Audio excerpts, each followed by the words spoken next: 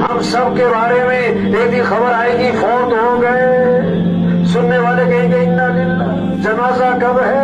Rush पड़ेगा जनाजे में, दफनाने में चंद लोग, और दफनाने के आधे घंटे बाद कब्र पे कोई भी ना हो।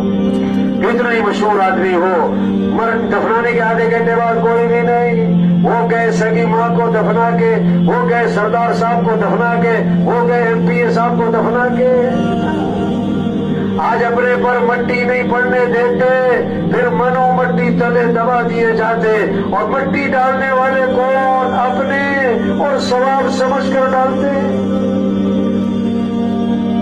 आज जमीन पर चल रहे, फिर जमीन में दफन हो जाएंगे। हाँ, 500 की जूती 5000 की, आगे सब नंगे पांव। 5000 का सूट, 50,000 का कफन, सबका एक है। 2 मरले का मकान, 4 कनाल का बंगला, खबर